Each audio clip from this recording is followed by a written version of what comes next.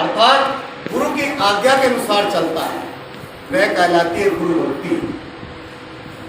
और गुरु भक्ति से ही आदमी का मन पवित्र हो सकता है, क्योंकि तन पवित्र सेवा करे, धन पवित्र कर दान, और मन पवित्र जब होते त्रिविध होत कल्याण। तन पवित्र सेवा करे। हम जब अपने माता पिता, बड़े बूढ़े पूर्वज अथवा गुरु की सेवा करते हैं, एक बात बता देता हूं आपको, गुरु भी बूढ़ा ही होता है। अब आप लोग कहेंगे नहीं साहब, दुर्गेश साहब तो जवान है, आप भी जवान ही हैं, बूढ़े कहाँ हो? लेकिन बुढ़ापा दो प्रकार से आता है, एक शरीर से वृद्ध होता है, एक ज्ञान से वृद्ध होता है। शरीर का वृद्ध तो सबको ही होता है, लेकिन ज्ञान का वृद्ध तो ज्ञानी गुरु होता है। सत्य। इसलिए सदगुरु कबीर साहब को सब संतों में ज्ञानी में सिरताज, ज्ञानियों के सिरताज क्यों कहा कबीर साहब? और सदगुरु कबीर साहब एक संज्ञा और मिली है, सदगुरु कबीर साहब को बंदी छोड़ कहा कि नहीं? बिल्कुल। बंदी छोड़ की संज्ञा कबीर साहब को मिली है। जगत गुरु लिखने वाले बहुत हैं, लेकिन बंदी छोड़ कोई बिरला होता है। हालांकि जगत का कोई गुरु कभी होता ही नहीं है, क्योंकि जगत में तो अनेकों मत है, अनेकों पंथ है, अनेकों संप्रदाय है। अब कुछ ऐसे भी लोग हैं किसी को मानते ही नहीं, भौतिकवादी भी है। लेकिन बंदी छोड़ क्यों कहा? क्योंकि आत्मा अनात्मा जड़ चेतन का बोध लखा करके और जीवन के हर पहलू को कबीर साहब ने जैसे सोने को सुहागा डाल करके उसका मैल सुनार दूर कर देता है, ठीक इसी प्रकार सदगुरु कबीर साहब ने अपना ज्ञान दे करके समस्त जीवों को बंधन से छुड़ाया है और समाज की भ्रांति तोड़ी है। पूरे समाज में जो फैली भ्रांति थी उसको तोड़ा, इसलिए सदगुरु कबीर साहब को बंदी छोड़ रहा। आप लोग के पास में मगर है, आप लोग जानते ही, बड़े बड़े पंडित लोग कबीर साहब जब मगर आने लगे, यह भ्रांति तोड़ने के लिए पंडित लोगों की घोषणा थी, जो काशी में मरता है उसकी डायरेक्ट मुक्ति हो जाती है, चाहे वह भजन करे कि ना करे, गुरु करे कि ना करे, दान करे कि पुण्य करे, भक्ति करे कि ना करे, लेकिन काशी में मरने से मुक्ति होती है, ऐसा पंडितों की घोषणा थी, अभी भी है। तो कबीर साहब ने कहा ऐसा कुछ नहीं है, आदमी का कर्म सही होना चाहिए, उसकी भक्ति सही होनी चाहिए, तो कोई दिक्कत नहीं है, यह भौतिक शरीर कहीं भी छूट जाए। लेकिन यदि कर्म खराब है, गलत कर्म किए, पापाचार किया, अनाचार किया, कदाचार किया है, व्यभिचार किया है, हत्या करी है, बलात्कार किया है, तो कर्म का फल तो भोगना पड़ेगा और बिना भोगे छुट्टी नहीं मिल सकती उससे। इसलिए कबीर साहब ने कर्म को श्रेष्ठ बताया और उनके मानंदी तोड़ने के लिए मगर चले आए। जोतुर मैथिल को व्यास, तोरण मरण में मगर पास। मैथिल से बड़े बड़े व्यास पंडित लोग आए थे, लेकिन कबीर साहब ने इस भ्रांति को तोड़ा। और आप लोग जानते हो, हमारे पूज्य वहां के वर्तमान के वैद्य विचार साहब जी बहुत सरल स्वभाव से, और आज पर्यटक स्थल बन गया वहां। आपके महामहिम राष्ट्रपति जी, प्रधानमंत्री जी, सब लोग पहुंचे। केवल किस बेस पर गए? कबीर सदगुरु कबीर साहब का इतना दिव्य अलौकिक पारदर्शित ज्ञान, जो आज भारत नहीं पूरे एशिया के लोग कबीर साहब को अपनी पुस्तकों में पढ़ाते हैं। हम लोग तो कबीर साहब को मानते हैं, लेकिन कबीर साहब का उज्जवल ज्ञान, कबीर साहब का यथार्थ ज्ञान विश्व के लोग आज कबीर साहब को मानते हैं। और मैंने कबीर जयंती में उसमें कहा भी था, एक बहुत बड़े विचारक भारत में आए थे, नाम था उनका मार्को डेला डोंगा, जिन्होंने 1726 में भारत में आकर के 1758 तक पूरे विश्व में कबीर की वाणी का ट्रांसलेशन करके और पूरे विश्व में कबीर के विचारों को पहुंचा दिया, वहां तक उनके विचार पहुंच गए। इसलिए आज का जो पर्व है वह गुरु भक्तों के लिए सबसे बड़ा पर्व माना जाता है।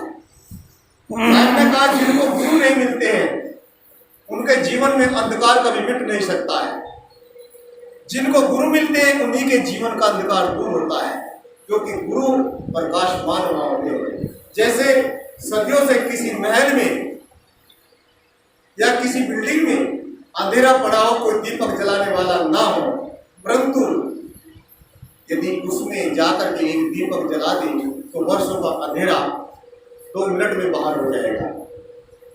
दीपक जलते ही वहां प्रकाश आ जाएगा। ये किसी प्रकार से हम लोग तो सदगुरु कबीर के अनुयायी हैं और आप लोगों को तो शायद भी बहुत सरल स्वभाव के मिले हैं। आप लोग इनके पास बैठे सत्संग करें, सुने, क्योंकि सत्संग से हमारे जीवन में सारी चीजों का प्रादुर्भाव होने लगता है। एक जीवन की दिशा और दशा दोनों में परिवर्तन आने लगता है। तभी हमारा जीवन सत्संग की ओर उन्मुख होगा तो हमारे जीवन में शांति से भावना फैलेगी। आज ये मानव जीवन मिला हमको, इसको सार्थक बनाना है। खाली गुरु पूर्णिमा मनाकर घर चले जाना नहीं है। यहाँ आए हैं तो कुछ संकल्प कर करके जाइए, यहाँ आए हैं तो अपने गुरु को कुछ वचन दे करके जाइए, यहाँ आए हैं तो कुछ संतों की सेवा करके जाइए, क्योंकि सेवा का फल बड़ा मधुर होता है। संतों से मिलिए, बैठिए, चर्चा करिए और उस चीज को जानने की कोशिश करिए जिसको जानने के बाद संसार का कुछ भी जानना शेष नहीं रहता। उपनिषद के ऋषि कहते हैं कस्मिन् भगो जाते, इसको जानने के बाद क्या चीज जानना शेष नहीं रहता है।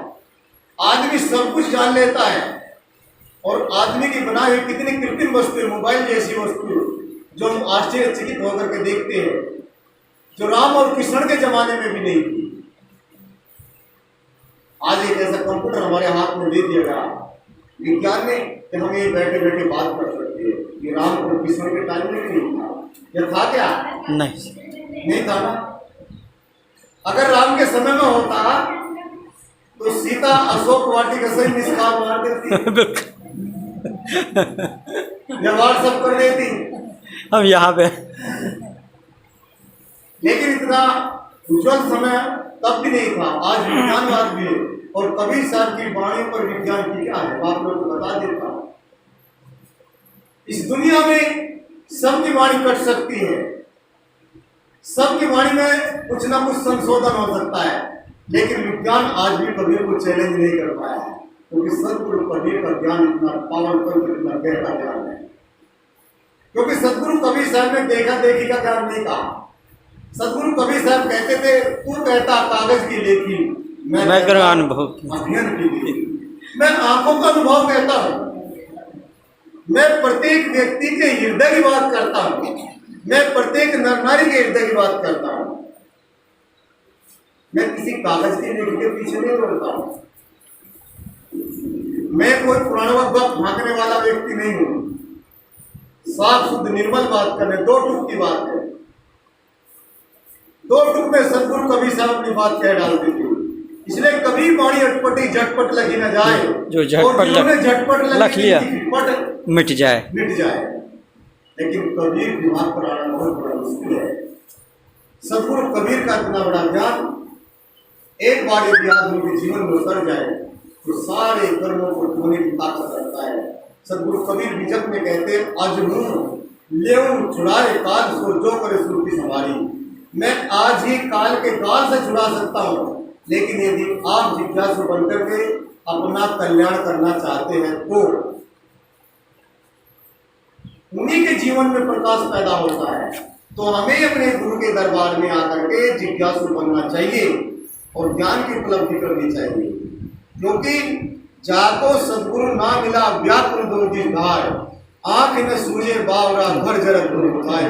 साहब उदाहरण देते कि जैसे किसी व्यक्ति के घर में आग लगी हो और वो घूर पे जाकर के पानी डाले तो क्या घर की आग बुझ जाएगी? मेरी बात समझ में आ रही है कि नहीं आप लोगों को? मेरी बात समझ में आती है कि नहीं? कुछ बोलते नहीं है। आ रही आपकी बात समझ में, आप बिल्कुल आ रही है। यदि कहीं आग लगी हो, घर में मकान में सामान जल रहा हो और हम धूल पर जहाँ कूड़ा करकट डालते, कचरा डालते, वहां जाकर के पानी डाले, तो क्या वह आग हमारे घर की बुझ जाएगी? घर की आग कहाँ बुझेगी? नहीं बुझ सकती, कभी नहीं। इसी प्रकार से सदगुरु कबीर साहब उदाहरण देते हैं, हम लोग अपने जीवन में जो पापाचार कर लेते हैं, जो गलत कर्म कर लेते हैं, उनको दूर करने के लिए हम नाना प्रकार की उपासना करते हैं, पूजा करते हैं, पाठ करते हैं, मंत्रों का जाप करते हैं, मंदिर मस्जिद में जाते हैं, गुरुद्वारे में जाते हैं, अरदास करते हैं, लेकिन कर्म का सुधार नहीं करते हैं। और वहां के जाने से वैसे ही है जैसे धूल पर पानी डालना। जब तक जिन व्यक्ति के साथ में हमने गलत कर्म किया उनसे माफी नहीं मांगेंगे, आगे उस कर्म का पालन नहीं करेंगे, नियम नहीं करेंगे, आगे करना नहीं है, और गुरु के पास जाकर के उसकी सद शिक्षा को नहीं प्राप्त करेंगे, तब तक हमारे जीवन का बंधन समाप्त नहीं हो सकेगा। इसलिए गुरु पूर्णिमा का पर्व, अगर समय मौका मिला तो गुरु पूर्णिमा क्यों मनाई जाती है? आप लोग धीरे से बैठे थे, मुझे साहब जी का आदेश हुआ, आकर के मैं दो शब्द आप लोगों के बीच में बोल रहा हूँ। इसलिए आप लोग अपने जीवन में शांति उपलब्ध हो, कल्याण में हो, और अपने गुरु भक्ति करते हुए आप लोग के जीवन हंसते कूदते जीवन में सुख शांति समृद्धि बनी रहे। इन्हीं शब्दों के साथ मैं बोल रहा हूँ। बोलिए सदगुरु कबीर साहेब की जय, संत समाज की जय, आज के आनंद की जय, बोलो सदगुरु कबीर साहेब की जय।